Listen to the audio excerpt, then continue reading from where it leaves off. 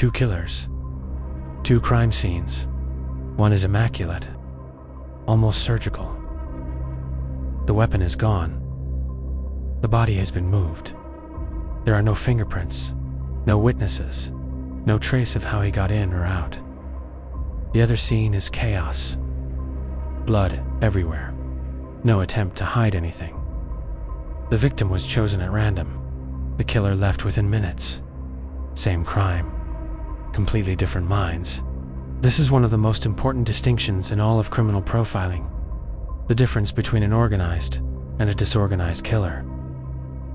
And once you understand it, you will never look at a crime scene the same way again.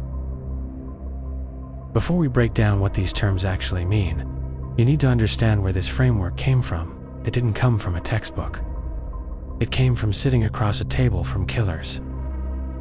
In the late 1970s, FBI Special Agent Robert Ressler and his colleague John Douglas, the John Douglas that the show Mindhunter is based on, began conducting something that had never been done before at scale. They went into prisons and sat down with 36 convicted serial killers, face to face. No script, just questions. They interviewed names you know: Charles Manson, John Wayne Gacy, Ed Kemper, Ted Bundy. And what they found, when they analyzed the data, was a pattern. Not every killer was the same, but they fell into recognizable types. And the most fundamental split was this: organized versus disorganized. This became the cornerstone of what the FBI's behavioral science unit would use to build criminal profiles, working backward from a crime scene to construct a picture of the person who committed it. Before DNA, before digital surveillance, just behavior, psychology, and pattern recognition. That framework is what we're breaking down today. Let's start with the organized offender. And I want you to think of this person not as a monster, but as a planner. The organized killer is methodical, controlled, and statistically, the majority of serial killers are male, so I'll use that pronoun for clarity. He has thought about this. He has rehearsed it, sometimes for years, in his mind before he ever acts. Here is what the FBI profile of an organized offender typically looks like. He is of average to above average intelligence. He holds a job, often a skilled trade or a position that requires some level of social interaction. He may be married or in a relationship. He has a car, and it's likely clean and well maintained. He follows the news coverage of his crimes. He may even insert himself into the investigation.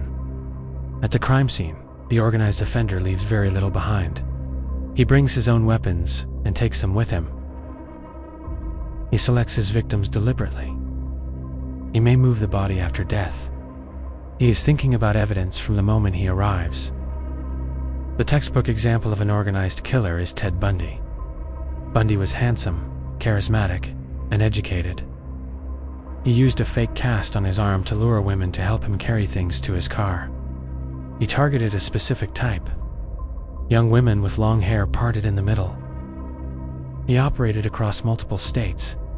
He controlled his crime scenes meticulously. He even escaped from custody twice and continued killing. When FBI profilers analyzed his cases before he was identified, they built a profile that describes someone organized, mobile, socially skilled, and highly controlled. They were right on every count. The organized killer is not acting on impulse. He is executing a plan, and that makes him, in many ways, the most dangerous type. Because his control extends to evidence, to witnesses, to his own behavior after the fact. Now let's talk about the disorganized offender. And this is where things get genuinely disturbing. Because this type of killer is often driven not by cold calculation, but by something far more chaotic: severe mental illness. The disorganized offender is impulsive. He does not plan. Or if he does, the plan falls apart quickly. His crime scenes reflect that chaos. There is no attempt to control evidence. Weapons are left behind. The victim may be found exactly where they fell. There is no staging, no cleanup, no attempt to mislead investigators. Profilers typically describe the disorganized offender as someone of below-average intelligence, often unemployed or underemployed, living alone or with a parent. He may have a history of mental illness, frequently paranoid schizophrenia, or other psychotic disorders. He is socially isolated. He likely lives or works near the crime scene. He does not follow media coverage because he is not thinking strategically about the aftermath. The crime itself is often opportunistic. The victim is not carefully selected. They were simply in the wrong place at the wrong time. The most chilling example of a disorganized killer is Richard Chase, known as the Vampire of Sacramento. Chase suffered from severe paranoid schizophrenia. He believed that his blood was turning to powder, and that he needed to consume the blood of others to survive. His crimes were frenzied and completely chaotic. He entered homes at random. He later told investigators that if a door was unlocked, he took that as an invitation.